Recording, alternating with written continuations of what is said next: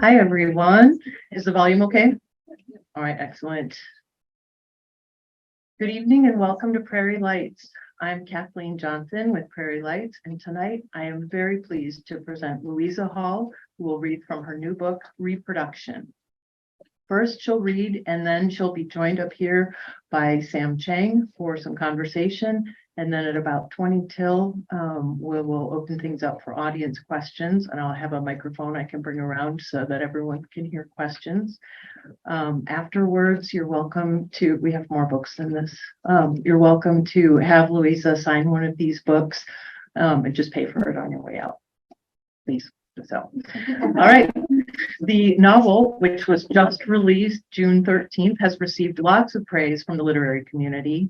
Author Melissa Febos says, I read this novel in a single rapturous sitting, torn between the desire to hurtle through its hypnotic prose and the desire to reread every perfect sentence. Reproduction exquisitely captures the lunacy of inhabiting an animal body with a human mind, and somehow manages also to be gross, funny, heartrending, and formally acrobatic. Louisa Hall is a singular talent, and I am a devotee. Vanity Fair calls it a visceral, chimerical genre bender. And the LA Times calls it devastating and sharp. Louisa Hall will be joined in conversation by author and director of the Iowa Writers Workshop, Lan Samatha Chang. Louisa Hall is an assistant professor of creative writing at the University of Iowa. In addition to Reproduction, she's the author of the novels Trinity, Speak, and The Carriage House, and her poems have been published in the New Republic, Southwest Review, and other journals. She lives in Iowa City. Please welcome Louisa Hall.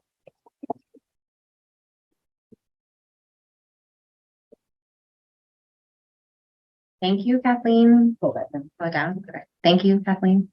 Hi, everyone. Thanks for being here. So I'm going to read a short section.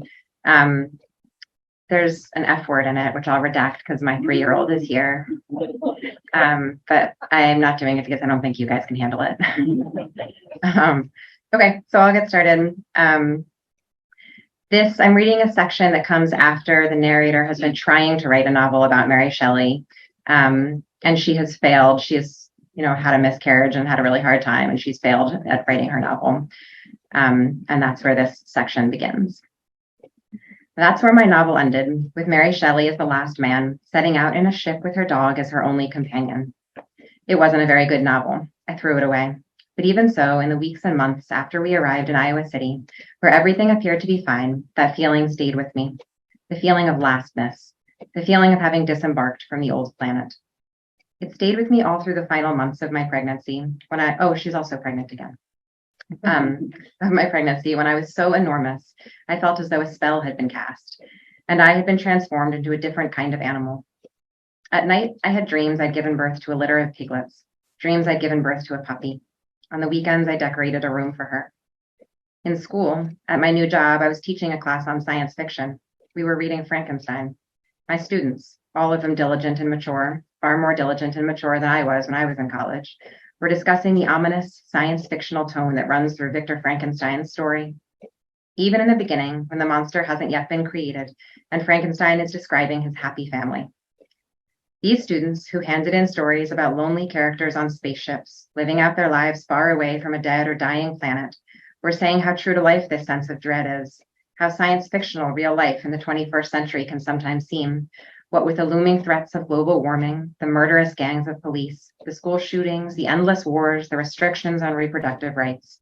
And I was about to agree, to say how science fictional life often seemed to me as well, when one of my best students raised their hand and said, but isn't there something unethical about imagining real life as science fiction, as though this is just a dream or a story or a prelude to the action with monsters, when in fact this is a real planet we're destroying and real living people we're hurting? It's one thing, my students said, to invent science fiction to better understand our real lives, but isn't there something escapist about comparing real life with science fiction? Doesn't it not only encourage a certain useless and generalized dread, but also provide an excuse for avoidance?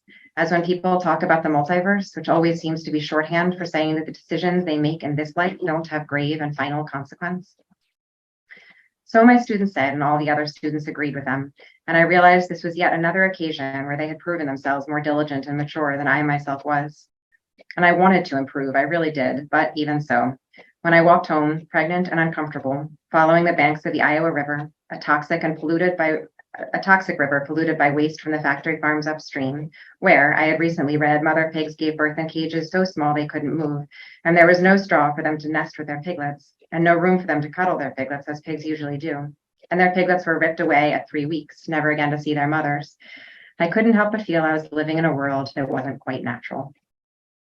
The feeling stayed with me all through my walk home, and it was that night that a bat came into our house. I had finally fallen asleep, something that had become hard for me to do because my body was so enormous, and by then quite painful. There was always a sharp stabbing sensation just under my sternum, and my hips always ached, no matter how many pillows I placed between my knees. And so, though I was always tired, and always went to bed before my husband, I'd lie awake and would still be awake when he came to bed and fell asleep as soon as he lay his head on the pillow. But that night, unusually, I had finally fallen asleep and stayed asleep when my husband came in and only woke when I heard a weird flapping. At first, I thought it was the window shade banging on the window frame, but then I got up to go fix it. As I was standing at the window, I felt a fluttering around my head and my shoulder. I assumed it was a very large moth. And so I went back to bed, but lying there, I realized that for a moth, it had been very heavy. And so I turned on the lamp, and there was a bat hanging over the window. For no reason at all, I started whimpering. I began to crouch down by the bed. Still, my husband was sleeping. Finally, I reached over and shook him. "There's a bat," I hissed, "by the window." Half rousing himself, he told me to go downstairs. Dumbly, with the body and snout of a pregnant animal, I went downstairs and sat on the couch, and for a while I heard him moving around in the bedroom. There were several loud bangs. Then I heard him say, "Jesus effing Christ." And I was sure he'd killed the bat. I was sure there was bat blood all over our bedroom.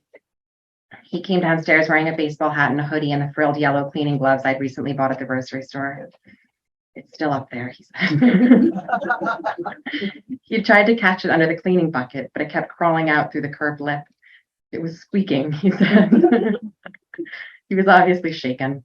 Then he went upstairs again, and for a while there was more noise, more banging around. I'm laughing because he's here. It's maybe embarrassing to him. Well, the fictional husband.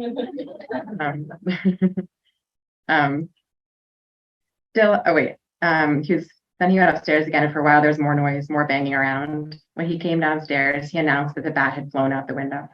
Still, however, he felt that we should go to the hospital to get a rabies vaccine because sometimes bat bites are very light and people don't know they've been bitten. I felt this was absurd. So he called the hospital to ask a nurse, and she said it was true. Sometimes people don't know they've been bitten. And there was an unusually high incidence of rabies in the bat community of Iowa City. I went upstairs to get dressed. For a while, I rummaged around in the closet for sweatpants and socks, and when I turned around to come out, there was the bat hanging over the closet door. Suddenly, with absolute clarity, I realized that this bat had bitten me. I knew that the bat had bitten and infected me, that every cell in my body had been infected with bat DNA, including the cells of my little bat baby.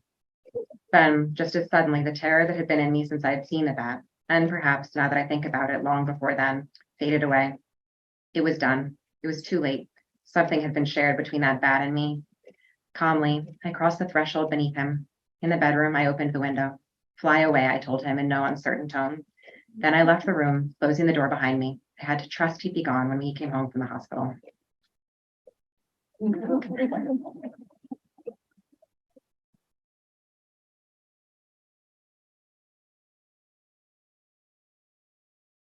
Sam, can you come up?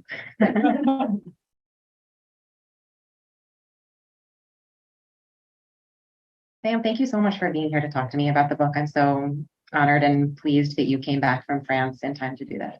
Oh, it's a huge thrill. I mean, the wild part about this book is how real it feels to me, because I remember during the pandemic, we used to go for walks and it was like, I can't describe what it was like. We would meet each other.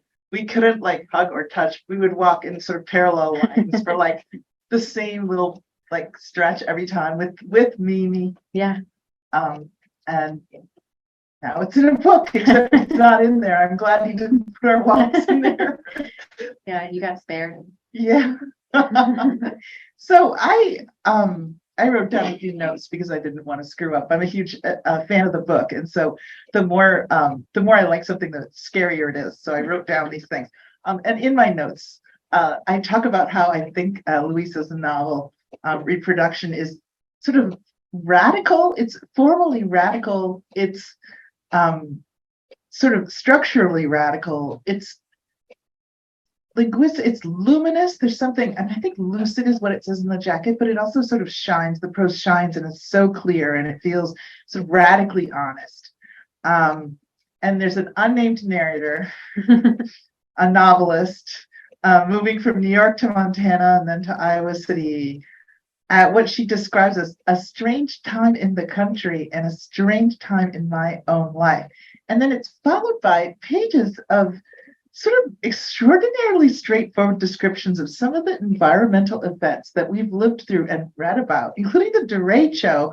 And when you describe all of the things that happened one after another, it just feels completely apocalyptic. And the prose is super unsparing. Sorry, I'm going on about this, but I'm a huge fan. And you get the feeling when you're reading it that the world is the strange, unnatural, to use the word of the narrator, terrifying place. And there's a sense of estrangement from the normal. And yet everything is also completely believable and possibly true.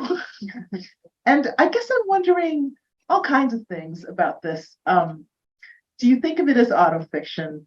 Do you when you were writing this, I mean, part of it feels lived. Did you feel that, were you aware of these things, or did you feel like you had to do research afterward? Did you take notes? Did you keep a diary? I mean, like, what was the sort of sense of reality in this book? Yeah. Well, I remember, I think at your reading for your book, the one at the theater at the Angler, you were saying that you don't really know what autofiction is. Yeah, I have no idea. I don't think I really know either. I sort of feel like I have no idea. I taught a class on autofiction. Some of my wonderful students are here. And I taught it because I was sort of like, can you guys help me figure this out? I have no idea. And I think by the end of the semester, we still sort of had no idea, I would say. But we had read like a lot of really interesting kind of negotiations between fiction and fact. I have one theory about it, and that it's usually in a work of autofiction, the narrator and the character have this, and the author have the same name. Yeah. And yet I noticed you didn't do that here. Yeah. So that was interesting. Yeah, that is one like rule that we sort of read about, proposed that the narrator and the character have the same name. And then, yeah, and I didn't do that. In part, I think because I wanted the narrator to be kind of like disappearing a little bit, even as she's asserting herself in the book. Interesting. But yeah, I sort of remain confused about what autofiction is, although I don't mind people saying it's autofiction. Like, it doesn't seem like an insult to me. I think it's sort of an interesting category. It seems like it's a category that's really questioning what the difference between truth and fiction is and where that line is. And I'm fascinated by that question. And so I'm sort of happy to be engaged with the question, although I have no idea what the answer is. And I mean, the fun thing about this novel is that you don't have to, maybe because the narrator's name isn't mentioned, you don't have to assume it is autofiction. yeah, You also, it also does a lot with, I guess, history. yeah, I mean, there are passages. I mean, one of my favorite things about the novel is the way it places Mary Shelley into the narrative. Whole passages about Mary Shelley's life that are just.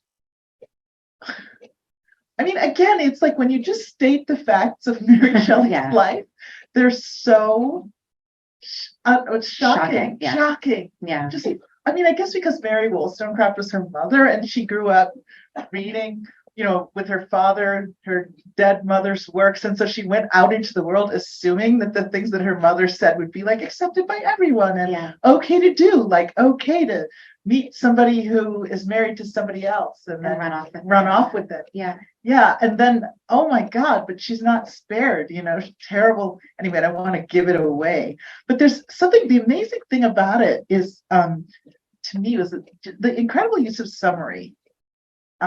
Summarizing her life is amazing, but the narrator's summaries of her own experiences in like pregnancy, childbirth, post, what is that called?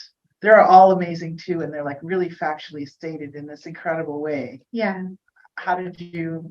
Yeah, I wonder, like, I was definitely drawn to sort of a more spare kind of prose this time than I have been in previous novels. And like, I think I wanted to understate things in this novel. And I'm not exactly sure. I mean, part of it, I think, has to do with the fact that um, I was sort of working with diaries, and sometimes my diaries are kind of overwritten and extreme.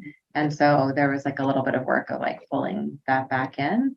And then I think also I went through the narrator went through some hard things while writing this book. And it was a kind of like, the writing was a kind of like pulling myself back together. And so there's sort of like a gathering and tightening and like cleaning up after the mess, I think, that was involved in writing this novel. Did you try writing more scenes, or did you stick to summary throughout? I think I mostly stuck to summary. And then, the other interesting thing actually, because there are more scenes in the last section. The book is split up into 3 parts. And there's a lot of summary in the first 2 parts. And then there are more scenes that are kind of happening in real life in that last section. And I think of the last section a little bit as like, I was kind of writing my way toward being able to invent again and sort of feeling free to like write a novel in the sense of a novel with scenes and characters and more fiction. And then it ends up being science fiction. And it's sort of like the novel kind of loosens itself up and moves toward the freedom of like just making up a story at the end. And so the scenes do sort of start coming in toward the end. But I think in the beginning, there's like the narrator is kind of trying to assert control over experience. And that's part of what the summary is, maybe. And she's trying to write a book about Mary Shelley and Frankenstein. Yeah. I guess that's also a way of asserting control over. Yeah, maybe. What is your relationship to Frankenstein? Yeah, that's an interesting question. I think of Frankenstein as a book about like warning about human cruelty and about what happens if we fail to take care of each other and to take care of the people we love. Not about sort of any warnings about technology. Like I think by movies, the book has been made into a book about a monster.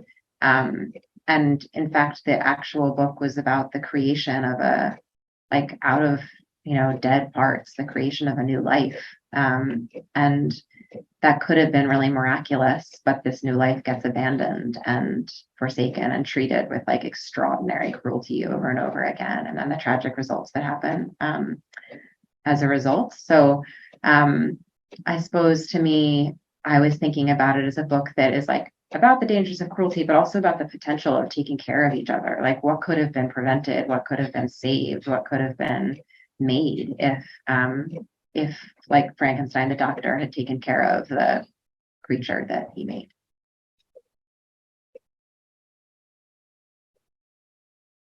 That's so interesting. Do you think, did you talk about this with your students and did they see it the same way?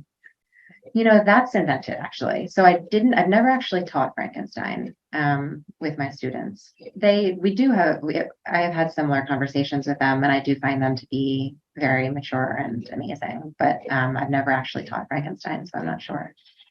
People teach it a lot. Yeah. I'm wondering about the student, you read this passage in which the student says about science fiction that there's something unethical about imagining real life as science fiction. Did you include that line because it's something you've been considering as you were thinking about how this book would evolve? Yeah. I think I tend to write, like there's often science and science fiction in the books that I write, and I'm always wondering, like, why do I keep doing this?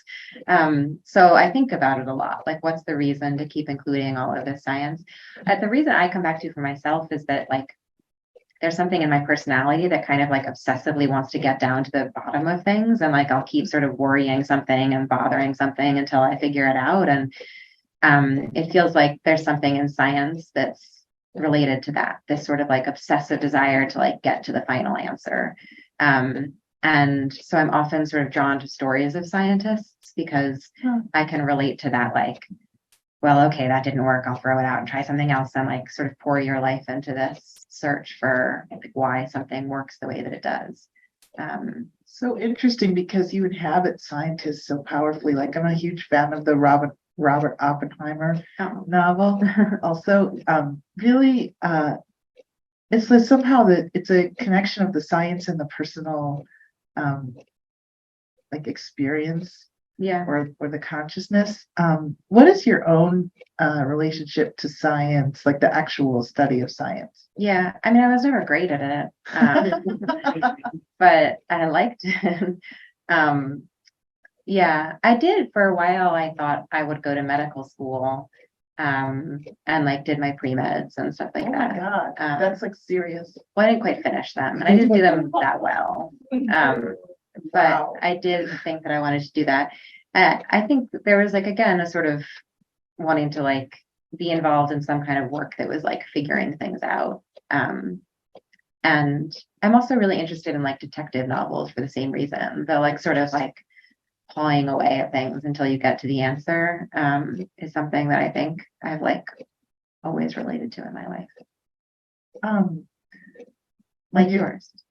Oh, when you're describing wanting to get to the bottom of things, I'm really powerfully reminded of one of my favorite characters in this book, the narrator's friend Anna, who actually doesn't appear until halfway through, and they meet on the Ped Mall. They've known each other in Austin for a while before the book starts, but Anna moves to Iowa City, and there's this very long passage where the narrator is sitting there waiting to meet her on the Ped Mall.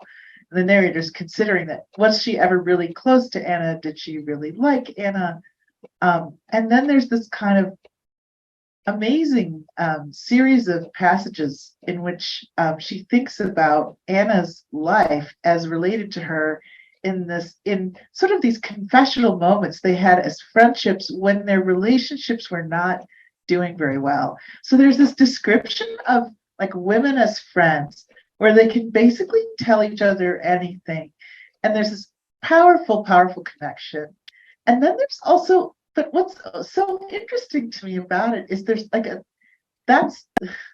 it's like juxtaposed against not friendships that you have when you're not, well, relationships or a state of life you have when you're not sort of single or on the way to being single, in which you don't have deep confessional moments with other women and talk about them and talk about your life and tell all the details. Yeah. I mean, what, because I thought that was super accurate. It's like a different state entirely when you're in a domestic life and you're just doing your domestic life and you don't have the energy or whatever it was. Yeah. Can you talk about that? Yeah. I mean, I think about this a lot just because like the relationships that I've had with my women friends in my life have been so intense and so productive of like fascinating revelations. Like we discover things like I've never discovered anything on my own or with a man, like the like degree of investigation and exploration that has happened with like between me and women friends. It's like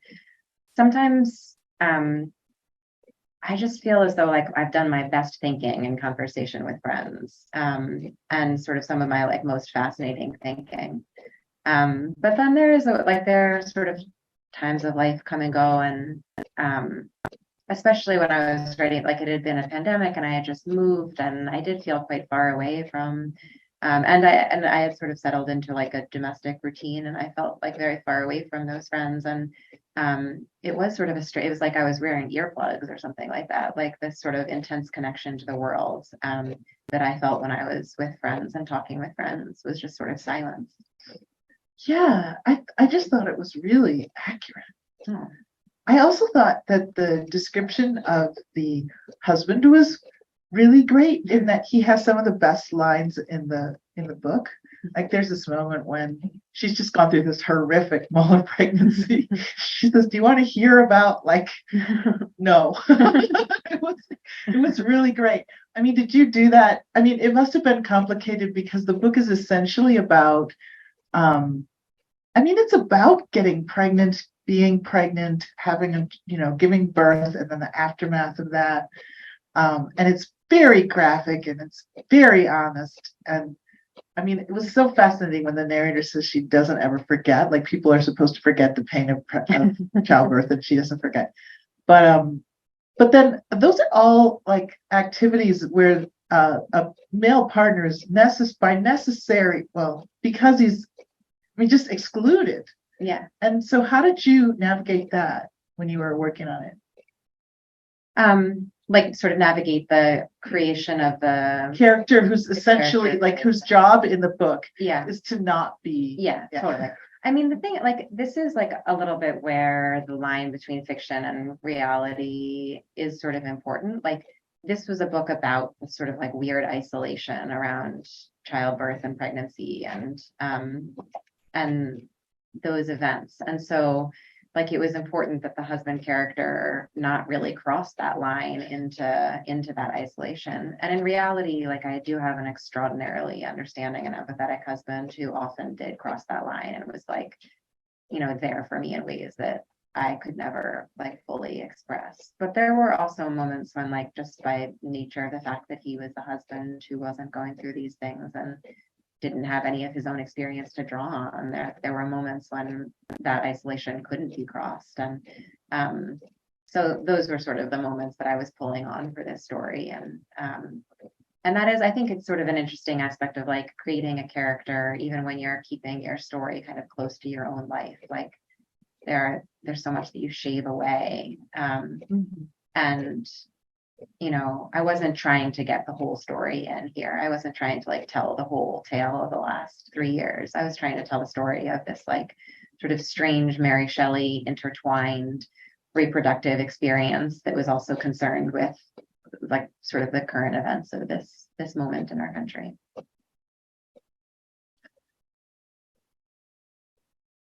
Okay, the thing that was especially fascinating to me about the book is, I mean, the descriptions of childbearing are so terrifying that they're terrifying, and then the world surrounding the characters also terrifying. And yet all of the female characters in the book really want to have kids. If they're not pregnant, they want to get pregnant. And if they're pregnant, they want to continue to be pregnant. And then they want to have their kid and they love their kids. And so it felt to me like a really hopeful book. Yeah. In a really lovely way. And I just want to know, like, how did you navigate that? And, as you were working on it. I'm so glad you said that, because some of the reviews have been like, this grim book is about despair. Oh. And like, for me, it was like, I wanted to have kids and I got to have these like 2 miraculous, beautiful children. And, you have all of these, like, for me, it's sort of a story of miracle in the end. And also it is really important. Like, we have all these apocalyptic things happening all around us. And I think there's a kind of complacency that can come from just being like, the world's terrible. It's all falling apart.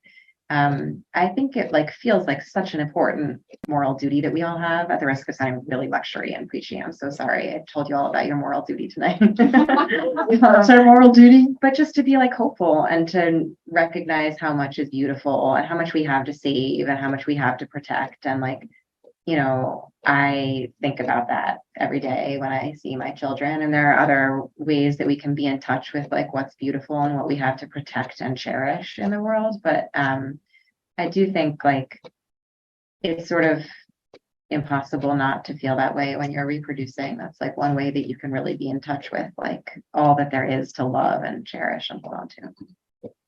So you're saying that people didn't notice that aspect of the book? Well, I don't mean to like use this platform to talk about a review I didn't like, but I might. Yeah, go for it. Go for it. No, I mean, there just was like, and I think sort of a review that was like talking about how it was a book that was like warning against IVF and warning against that. And I think it felt to me like it was the narrator was being kind of like in her pain. She was kind of like lashing out at her friend, but that at the end of the day, it's a book about like the miracle of life in its many strange forms. I felt like that was present throughout, like that sense was there throughout. Yeah, well, that's nice of you to say. Maybe No, you I could really felt call that. that reviewer and let them know. It's wild. Yeah, I think honestly, just having been through this process in the last year, I would say that people radically misunderstand books. Yeah. And part of the reason is, I think, that there's a pretty like uninteresting idea about what hopefulness is supposed to look like. Yeah. Yeah. Yeah, that's interesting. Like, what is hopefulness meant to look like? We have that, like, it's the little bird. It's a yellow thing with The feathers. thing with feathers. I don't really find often that it's a thing with feathers in my life. You have bats instead. They fly, but have feathers. So like, did you find, I mean, I have to say that trying to write a book when you are moving and doing all these sort of, serious scholarly activities at the university and having kids and all this is quite like challenging. And I'm filled with admiration that you have written this wonderful book. And I'm curious to know if you felt like the process of writing it felt different to you than in your previous books. Yeah, totally. Really quickly, I want to go back to I will answer that question, but I want to go back to the subject of hope, just in reference to your book, Sam's beautiful book, Family Chow, which, sorry. No, it's okay. People hate it, but No, that's shocking to me. I feel like they love it. Anyway. So it's a book about a family that is like, they can be pretty grim with each other. They can be pretty cruel to each other, and they can be pretty, pretty dysfunctional as far as families go.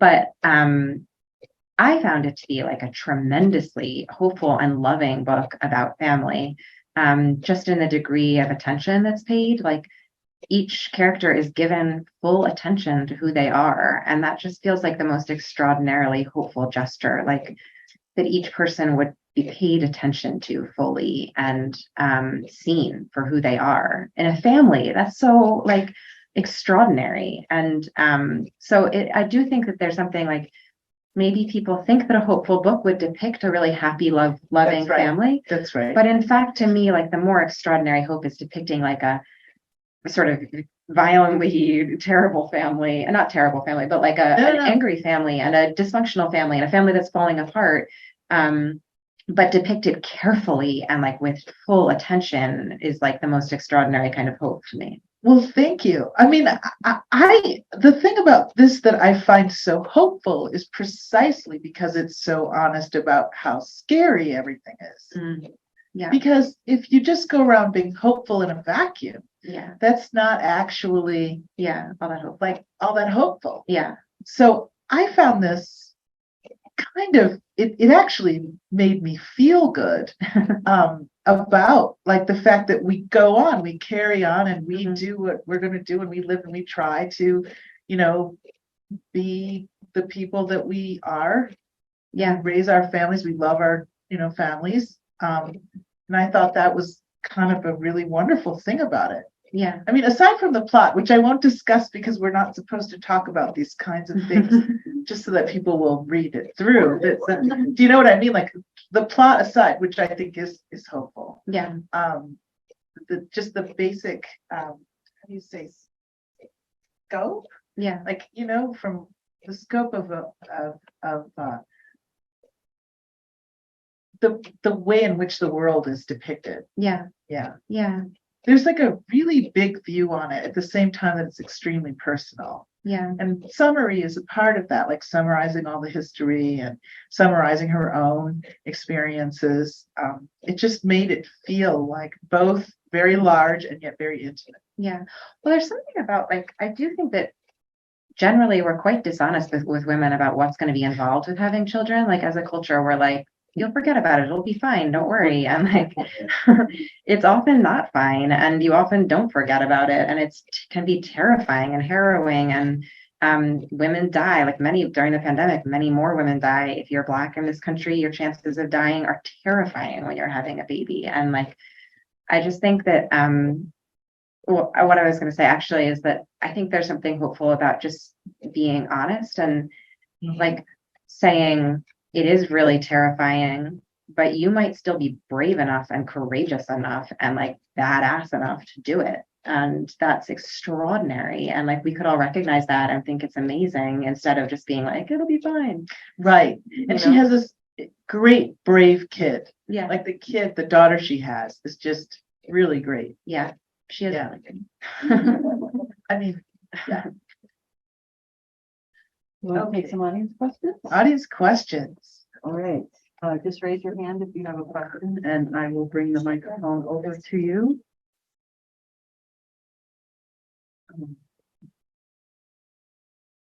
I guess a good place to start would be, you've got the book divided into 3 sections. Which was the hardest to write and how did that come about? How did that division come about?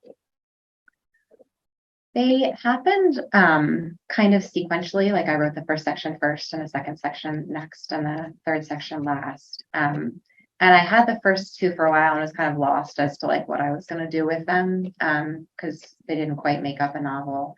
And then I wrote actually this like sequence, this like crown of sonnets after I had just had a miscarriage and I wrote this like kind of sonnets, and then I just kind of turned those into the third novel. Like I sort of each section I kind of filled out into a little mini chapter of the last. Each sonnet I like filled out into a little mini chapter of the last section and then added some extra ones there. So interesting. It's weird Because there's plot in that section. Yeah, and that's I think like I sort of had all the images from the poems that I wanted to be working with, and then I just like added some plot around them. Oh, so interesting. The Frankenstein is of such importance in this. What were the restrictions and freedoms of working with that? Yeah, that's such an interesting question. I like a lot of restrictions when I'm reading a novel. Like I think I find them really generative to have these sort of like constraints and boundaries that I'm coming up against. And so kind of working with, especially with the last section, which is kind of following its own like creation plot and like sort of in constant dialogue with Frankenstein, I found that it was really generative. Like that was when I was really starting to invent things and make things up because I was kind of bound by this like structure that Frankenstein gave me. So I think I found it really helpful to be able to be in conversation with Frankenstein. Yeah. I mean, Sam can maybe talk more about this also because her book is in conversation with the brothers Karamazov. And I think a lot of, like many books that I love are in conversation with other books. And there's sort of a conversation with the audience and also a conversation with books that we've all read and that we've all loved. And they've sort of become this like common property and common conversation because they are like in conversation with other books. Did you read Frankenstein while you were writing this? I read Frankenstein when I was like, the first part sort of talks about a woman trying to write a novel about Mary Shelley. And I was trying to write a novel about Mary Shelley. And I read Frankenstein then. We have a question back here. Hi, Karen. I have not formulated this into a brilliant, eloquent question, but I'm really curious about. You talked a little bit about this at the very beginning, this like very shady zone between fiction and nonfiction. And I'm curious if you ever have to think about your responsibility uniquely as someone who can sort of portray real people who live and exist in this world, but may not want to be portrayed in that way. And whether that's something that you ever really have to think about. Yeah, well, it's like really tricky as a writer, because when before up to this book, I wrote fiction, and I thought that by writing fiction and by kind of disguising my own, like I think of all of my fiction as being just about myself. It's just about me. And in really paying attention to myself, I trust that I'm also writing about other people, because there's like not that much that's really fundamentally different about me than anybody else. And so previously writing fiction, I would sort of invent these characters, and that was a way for me, first of all, to like sort of see myself slightly aslant so that I could understand myself a little bit better, but also protecting the people that I love. So like they wouldn't necessarily have to recognize themselves if it wasn't going to be pleasant all the time. But I had a weird experience with my last book, with Trinity, where I had like totally fictionalized a character. I put her in a different time period. And like, I like very much fictionalized her. I felt it would be unrecognizable as myself, but it was me. Like it was like sort of intimate parts of my experience growing up that I hadn't really shared, but I fictionalized her. And my mom read it and was like, "Why did you write about me like this? And you gave the sister, my roommate from college's name, and you have to change that." And like she was really upset and hurt. And I hadn't thought I was writing about my mother. I thought I was writing about myself, and that I had sort of like I had mixed it with some abstraction in order to make it feel sort of like anybody could put themselves into that character. And therefore my mom felt that she could, and then she felt kind of hurt. And then also a reviewer felt that I had written about her, and wrote an essay about how I had taken her life and used it in the book. And it sort of shattered my sense of safety in fiction, that like you can't fictionalize things and protect people. And in fact, in fictionalizing things, you might be doing the opposite. You might make people feel sort of too closely encroached upon. And in this book, I think I felt kind of like, well, therefore I'll do the opposite. I'll like make it very clear that this is me. But in so doing, again, I've kind of like, my mom's in there and she wasn't super thrilled about it. And like, but I will say of my mom, she was like, "I wasn't super thrilled, but I understand that this is your story and you need to tell it. And you have a right to do that." And that was like extraordinarily generous. So I don't know why I'm talking about my mom so much right now, but you guys want to hear more about my mom? Well, it just shows how well that you portrayed it, so that people were like, "That's me." Oh, thank you. In the better moments, I tell myself that. That's another way of looking at it. Other questions? I'm curious what some of your favorite books are, other than The Family Child, that are sort of coupled with a more familiar book. A classic, as it were. Oh, other favorite books are Like, coupled. did you like Frankenstein, for example, by Jeanette Winterson, or other books that are, That's such a novel of, like in conversation with yeah, other. yeah. Well, I think when I was talking about that, sorry, I don't have COVID. I did test for it. Our colleague Bennett Sims talks all the time about being in conversation with like certain authors, and some of his stories are like, this is my story that's in conversation with Nicholson Baker, and this is my story that's in conversation with Sebald, and it is clear that he's sort of like adapted styles and sort of ways of writing from those authors. And I find it really fascinating and kind of like touching. Like, we can all be in conversation with Sebald in one of his stories, and we can all be in conversation with Nicholson Baker in one of his stories. And it's like this very democratic way of like, look at all of us reading together and engaging with this author together, and like being in on the project of kind of reinventing literature together. Yeah, Whitman was all about that. Yeah. Right. Other questions?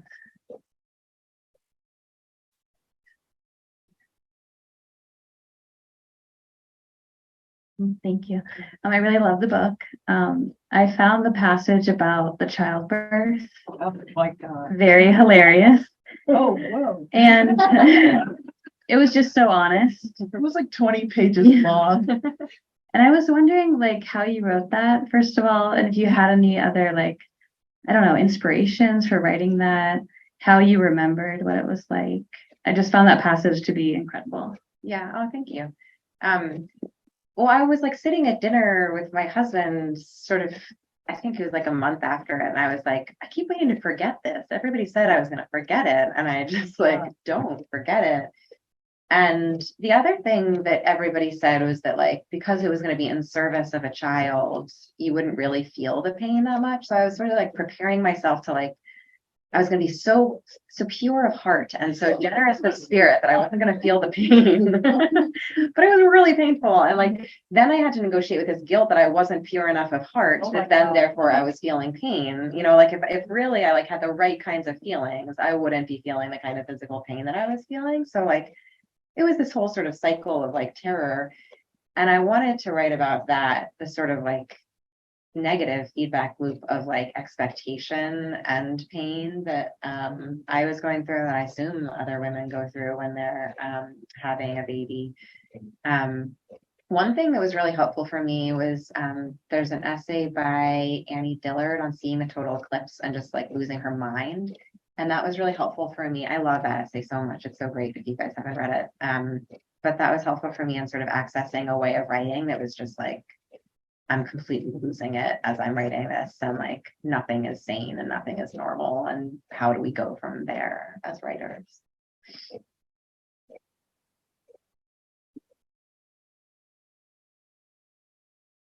You said that you had never taught autofiction before, and are there no critical essays, or is it's such a process that it's still developing? Because in many respects, like modernism, you can't find what it is. I mean, everyone has their own opinion.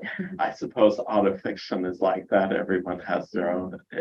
Although here at the University of Iowa, we do have a writers' workshop, an international writing program. We've had comparative literature, and we have fairly still good English departments. Yeah. Yeah. I probably should have done a better job of like researching the sort of contemporary critical conversation around autofiction. I think in my class, I wanted it to be a little bit more of us like sort of trying to theorize it ourselves and like not taking the answers that were given to us and really trying to come up with an answer ourselves. We did read a lot of sort of authors who had been told their work was autofiction, who are responding by saying, this is my sense of what fiction is, and this is what my sense of what nonfiction is. And I found one, now I'm forgetting her name, but it was a French author who defined autofiction as fiction that was less propelled by plot and more propelled by sort of poetic recursiveness. This sort of like attempt at getting to the, but I'm not sure what the difference between poetic recursiveness and plot is really. Like so much of plot is a kind of recursiveness. So I don't know. Yeah, what the answer to that is. Not all autofiction is like that. Yeah. Yeah. And that's the other thing is like defining autofiction, as with modernism, like it's so many vastly different works that are sort of clumped together. So then sort of coming up with any rule of it feels like a little bit of a fool's errand. Although rebellion against tradition Yeah. is very much a part of it. You know, you get way back with D.H. Lawrence and Virginia Woolf. And, Yeah. Later people came, well, Dali and Picasso. Yeah. You know, we're very much great with this stuff. Yeah. Yeah. And I wonder if that's there with autofiction too. I don't know. I think so. Yeah. I think there's this idea of being playful, Mhm. you know, Yeah. um, And maybe breaking from the like sort of the like rule of plot and the rule of things sort of moving according to like reaching a peak and then resolving and wanting to break from that. That's actually a really interesting idea, that perhaps it's a kind of rebellion against whatever the standard of plotted novel writing is, or whatever the standard of narrative is. But why would people think it's insulting? Yeah, I don't know. I wonder, sometimes I think people react against it because they want the safety of being a fiction writer. Like I can write anything and then just say, oh, well, it's fiction, which is kind of what I tried to pull on my mom. I was like, oh, it's fiction.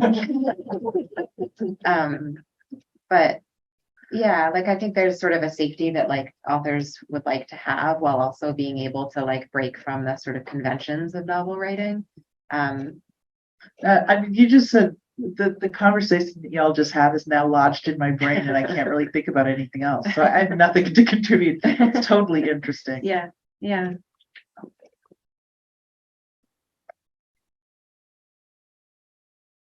I have some cynicism about this. About autofiction? As About autofiction? about the term, Oh, sure. and as a researcher and a person who teaches ethnography, I mean, I teach ethnographic research a lot. People are asking me now about autoethnography. I mean, it seems to be a thing. And maybe I'm just old enough to be cynical. But I am cynical. I think we don't need more categories. I think our writing life and the people who we welcome into it contemporarily, the boundaries are changing. And people ask me to define autoethnography, and I get very cynical and I say, well, it's something you can say to put your book in another category. Yes, You know, if you want to sell it in another category, then maybe the booksellers will be happy to do it. yeah, But, I think the more we blur the boundaries, the more wonderful art you see. And calling these things by name, I mean, yeah, you could work forever and teach forever. Yeah. And there would be more categories. And I think blurring the categories is good for all of us. yeah. I think I totally agree. If it helps sell some books to like be like, this is this cool new category, Yeah. and this book is in that category, I'm not going to deny booksellers Right. the opportunity to sell books. Absolutely. So that's fine. But that is sort of in the class that I taught, one thing that we talked about was like, is it just what the publisher says it is? Yes. Like the publisher says it's autofiction and therefore it's That's a good thing to bring up. yeah, I feel that way about autoethnography. What ethnography isn't isn't, autoethnography. yeah, yeah. You- Yeah, and like what fiction isn't autofiction, Right. to a certain extent, yeah.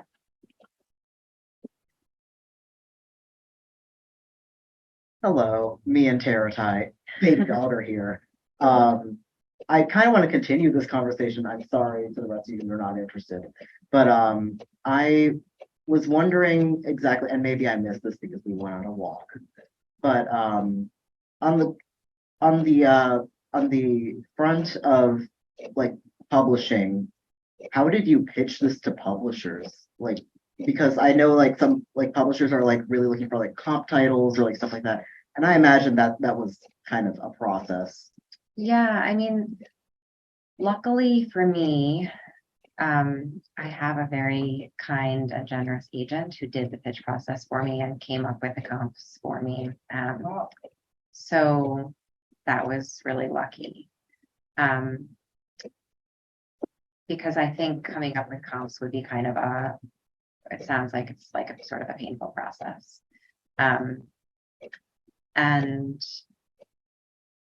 But in terms of sort of handling the public, I will say that this book sort of like went through several iterations and it was in a very different form.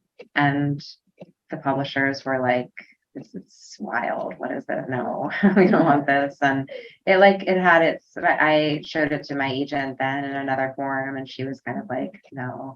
So it wasn't a pain-free process in terms of like finding its way out into the world.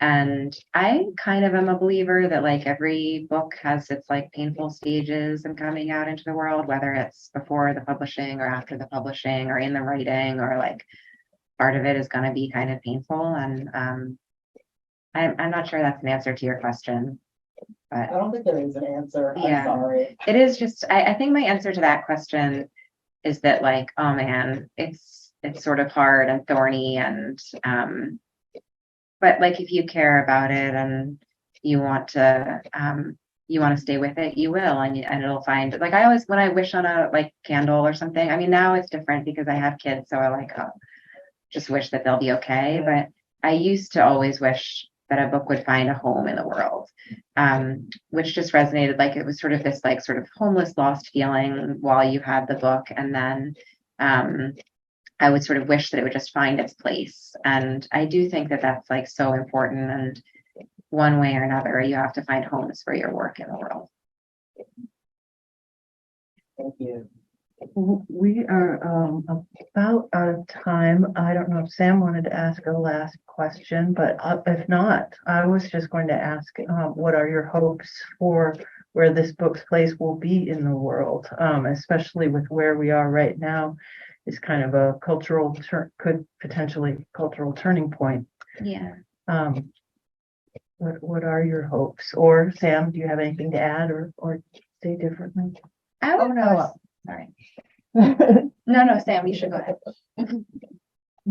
No, I was just thinking which cultural turning point? It seems like Well, I'm just thinking about how women are giving birth these days. Yeah. I think I have sort of like two answers. One is that generally with any book that I write, my hope is that it will be like company. I just feel like I have taken such comfort in the company of books at different points in my life. And I always imagine that like if a book that I wrote could feel like company to somebody, then that would be like just a really remarkable and miraculous thing that I would have accomplished, and I would feel really good about myself. So that's sort of generally what my hope is. And with this in particular, I do think that like, yeah, maybe just that feeling of company. Like, I think I went into giving birth and realized that like I hadn't really understood what I was getting into. And I like the idea of people always knowing what they're getting into. I also like the idea of people who are telling other people to do things to know what they're telling people to do. And so perhaps this could be a contribution to that just sort of general knowledge that I think is missing a little bit in the world or in the conversations around reproductive. I think that's exactly right. And thank you for doing that. And thank you so much for the book. And Sam, thank you so much for your great questions. Louisa Hall will be happy to sign copies of the book for you. I've got some of her other books too that I'm going to put out here. Thank you all for coming to be part of this. This has been a great event.